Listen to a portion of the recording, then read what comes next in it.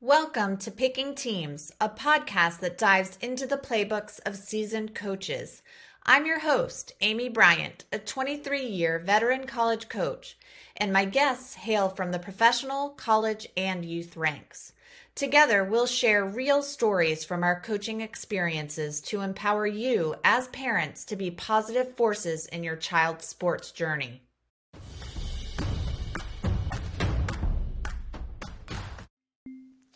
Hello, everybody, and welcome back to Picking Teams. Today, we are excited to have Jason Zimmerman back on the show. Jason is a current Division III head men's basketball coach and director of Coach Z's basketball camps. He has over 28 years of college coaching experience, including stints at the University of Evansville, his alma mater Davidson College, and now Emory University, where he's been since 2007. So Jason, tell us, what does it take for a student athlete to let you know that they are genuinely interested in your program? It takes a lot though. Like it's a lot of time and effort, just not on my part for sure, but there's a lot of time and effort on the student athlete's part, right? Like to care about something so real, and that's what makes it genuine, right? It's great to write a note, but how can you make it you? Like, how can you make it different than just, hey, this is what affected me when I was on the visit, right? Or when I talked to you, this is what really touched me, right? Not that everything's going to like be this like, oh, moment, right? Right. Like, hey, if you can make it you, right? I don't need, when I get notes, I don't need perfect grammar, right? No. I don't write in perfect grammar. I don't speak in perfect grammar, right? So it's not me. So if I write a perfect note and it's perfect grammar and it's probably not coming from me, right? It's probably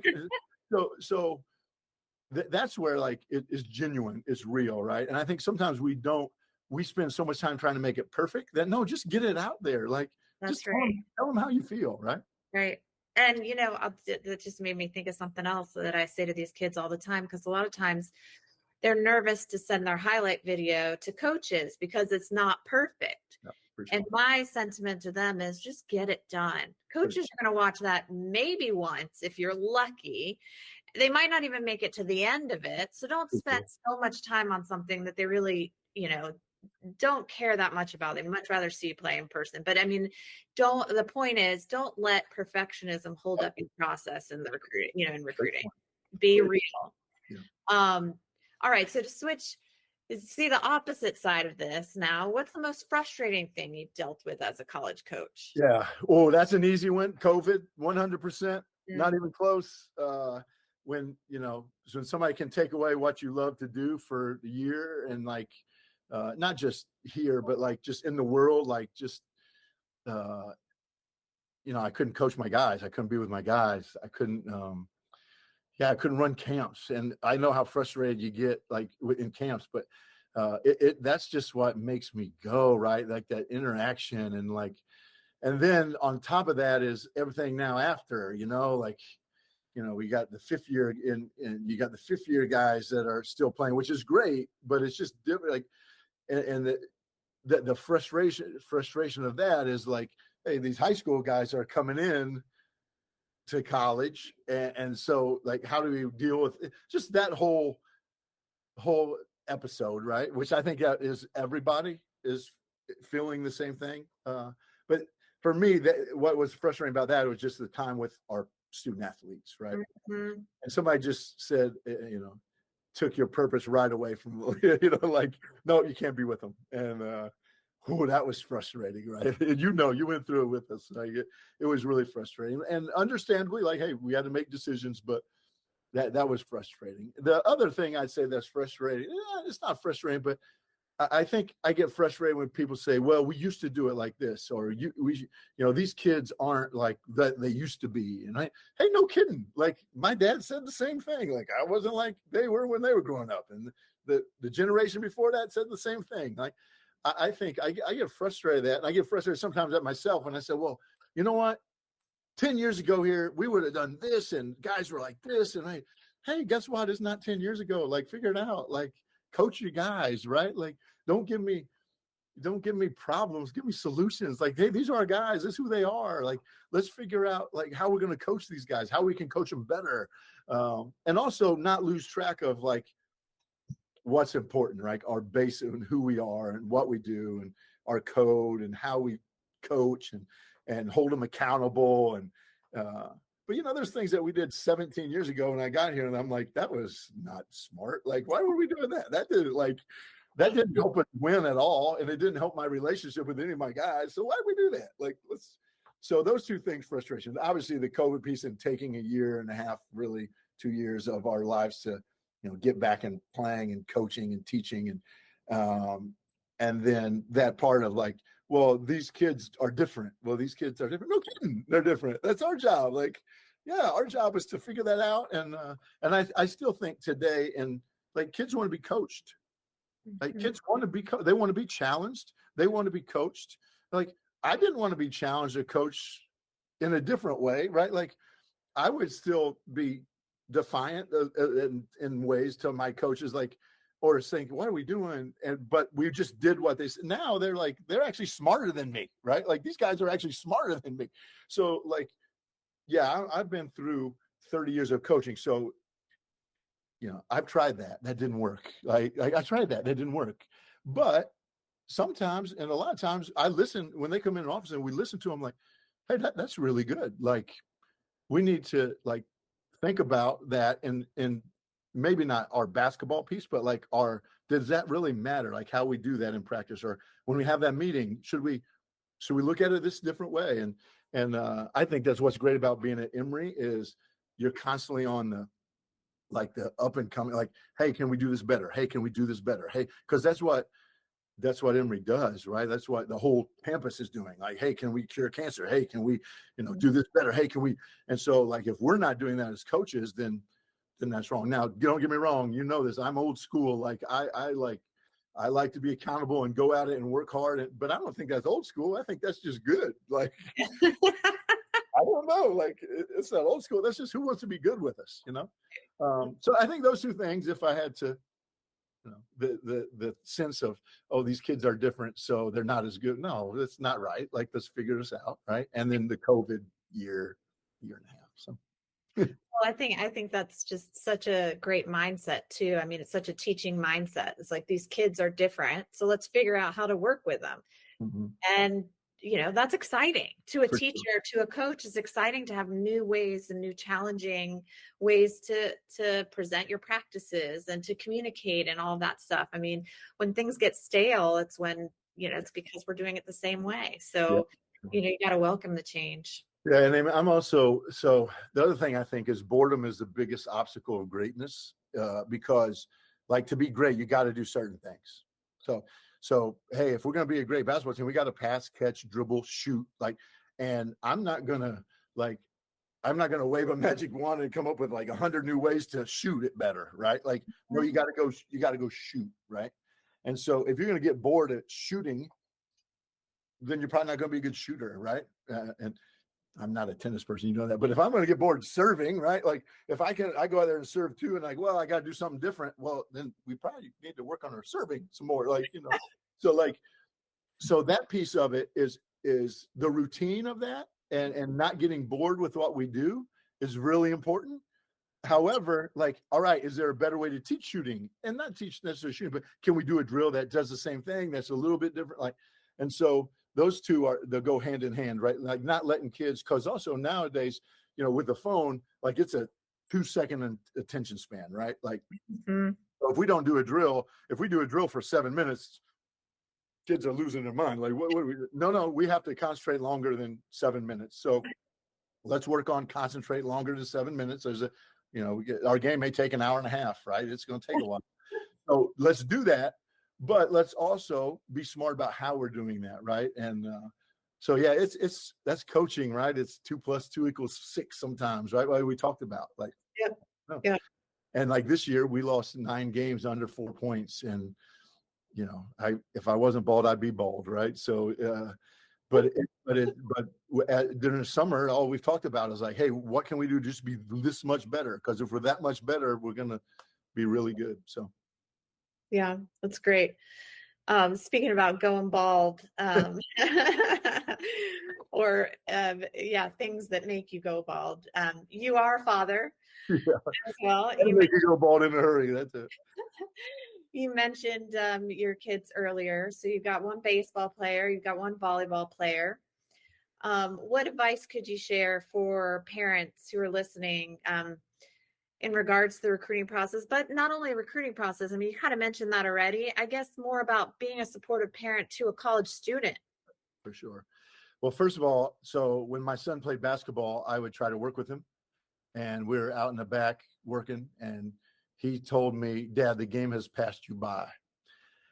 And I'm a parent now. I was doing it as a dad, but I'm also a professional like basketball coach, right? So if he can say that to me, then like, hey, as a dad, you got no shot to try to teach your kids how to play, right? Like you just got no shot. That's Right. okay. But I joke about that. But it's also like just being a supportive parent, it's so hard, right?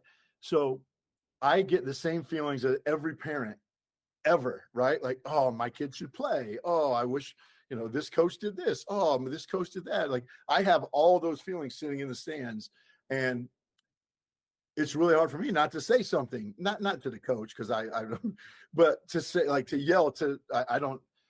My kids didn't play basketball, so it was a little bit easier. I don't know anything about volleyball or baseball, a little bit now, but I think the hardest thing to do is while your kids are performing, you just cheer for them, right? Like they're not going to hear you, right? They're not going to hear you while they're performing, especially like tennis. Like you're going, like they got already worried about performing, right? There's no reason to like, hey, give them advice from the stands, right? That's my pet. Like you talked about recruiting, watching. When I watch parents do that, I'm like, I don't know if I want to coach that guy, right? Like, and that's really hard, right? And that's really hard to do. And I know because I've been through it, right? As a parent, right? The other advice is what we just talked about earlier was you're never going to feel like you're doing enough, right? It just doesn't happen. You're not going to feel like you're doing enough. Mm-hmm. When my kids got into sports, I was fortunate enough to get a scholarship to go to Davidson. I would have never been able to go, but I told my wife, I said, look, we're not going to do this to get scholarships. Like, that's not what we're doing this for. Like, and if we ever start doing that, then we got to just reevaluate. What we need to do it for is I'm going to put him on a team or her on a team, and we're going to go through, we talked about earlier, life lessons, right? So maybe you didn't play. Well, maybe you need to get a little bit better. Maybe you need to improve your skills, right? Maybe you didn't play, and maybe you were the best person on the team, but maybe there was a conflict with the coach, right? Well, then we got to deal with conflict solutions, right? We got to deal with conflict here. Like, it's not going to be perfect. Hey, maybe something happened where I'm like, I have to learn to work with this teammate who's not working as hard as me, but is more successful than me. He produces more than me. He's better than me. And I work way harder than him, but he's just better than me. Oh my gosh, how long does that happen? How many times that happen in life, right? So we got to work through all these things. And not the only way, but the best way to do it is through sport and team and working and competing and figuring out. And like, as a dad, I want to take all that hurt away from my kids, all of it. Like, I just want them to be successful. I don't want them to feel sad, angry, depressed, anxious, right? But I don't know if this happened when you were, I think we talk about mental health a lot, right? And mental health is having the proper reaction to the stimulus, right? So I get beat. I should feel sad, depressed, angry, maybe a little bit. Like, you shouldn't feel happy when you get beat. If you feel happy when you get beat, we probably need to look at our mental health, right? Like, no. Like, if something happens that's hard, like, you should probably have those feelings a little bit, right? Now, how we deal with them is going to be like how we help our mental health, right? But I should have the proper reaction to the stimulus, right? Whatever it is. And hey, if you care about sport and you care about playing and winning, if the coach doesn't play you or if your teammate is working not as hard and doing better, there's going to be feelings there, right? And so as a dad, I want my kids to work through those feelings. Like, come on, work through those feelings. Now, Amy, I'll tell you this. I'm not great at it, right? Like, I've failed a lot in that, right? I tried to take the hurt away from my son or my daughter as much as possible, right?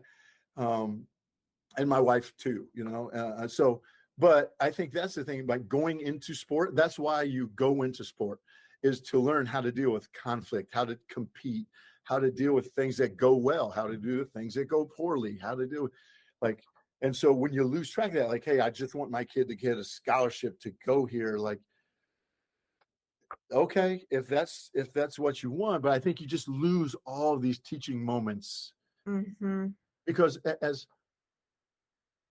when you're 40 and you're done, like, does it really matter that I played at Davidson College? It really matters that I had a great coach that taught me a lot of lessons, right? And I had teammates and I went through these lessons and I tried to learn these lessons.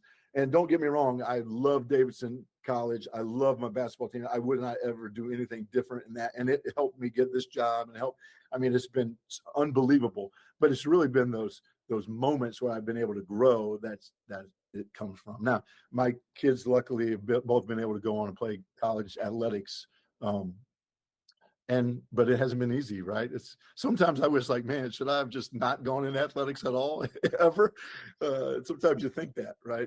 Because when your son is struggling or your daughter's struggling, my daughter had an ACL, like going through that. My son struggled sometimes performing. When you go home at night, like, man, all this stress and anxiety and tension wouldn't be there if they weren't doing this. But isn't that a great chance to like talk to your daughter and talk to your son and like, hey, these things happen. Like, guess what? I'm 52 and we're paying mortgage and I'm hoping, I'm trying to get you a car and you're in a car and I'm anxious about how you drive it. And I'm anxious about, all these things. And you learn to deal with that through those experiences. Right. And sport is intense, right? Like it's intense. We say like at my household, the decibel level's 10, right? All the time. Like it's just 10 at dinner. We're fortunate. My kids have they've had friends come over, and sometimes I think their friends come over and they come to dinner, and my dinner table's 10. Right, my daughter's talking loud, my son's talking, my wife's talking loud. Of course, me, I'm on top of it all. And I think sometimes my kids' friends look at me like, "What in the hell is going on here?" But that's just like it's just the way that our family deals with things. But but in sport, it gets it to that level, right? It's real, and you never go through sport even, right? Yeah. Like you just never, like I never have a day where I'm just like going through the motions, right? I'm either way up here, I try to be even as possible, but man, those feelings are real, right? So. They are, and we could do a whole nother conversation about our roller coaster of emotions as a coach, for sure. But I love what you said. I mean, sport is really, that communication driver between parents and their kids. And that's where, one of the things that I always say to my student athletes, to my kids, to my, to my student athletes now that I'm working with is that you have to focus on the process. Mm-hmm. And that's especially important for kids that are going through the recruiting process too, because they get so set into like, I have to play well this weekend, or I have to do this, or I won't get into this college. And the second they start thinking about that end result, they're losing sight of what's important. And then they're also spiraling into this anxiety vortex that is very unhelpful in the grand scheme of things when you're talking about recruiting. But again, I love that. I mean, just focus on the process, focus on what sport is all about. And it's about teaching these valuable lessons. And it's about having the space for communication about those lessons with your kids. I think also, everybody's like, I got to go. This is my place. I want to go to this place. I want to, I didn't even know what Davidson College was. I was in Indiana. Like I had no idea. Like, and it turned out to be the best thing. I didn't know Emory University. Like, had no. If you'd asked me 20 years ago, are you going to be head coach at Emory University? I'd been like, no. Like, what are you talking about? It's been the best 17 years of my life, right? Like coaching. And so sometimes I think we get so caught on the destination that you miss all this journey that you go on, right? Mm-hmm. Like, marriage is probably different. Like there was one for me out there, and it was Tracy. So don't ever let anybody Tracy. No, but in college, like okay, you can have. There's a lot of different choices out there, and like the people and the place and the environment you're around and the experience you have, and like when you get so caught up, I have to do this, I have to do this, I have to do that. I think sometimes you lose track of that. What you just said, that process piece, and it's there's lessons all around it, right? And again, I could talk about it. I'm not great at it for sure. I'm still learning myself, but that's how it's been for me for sure.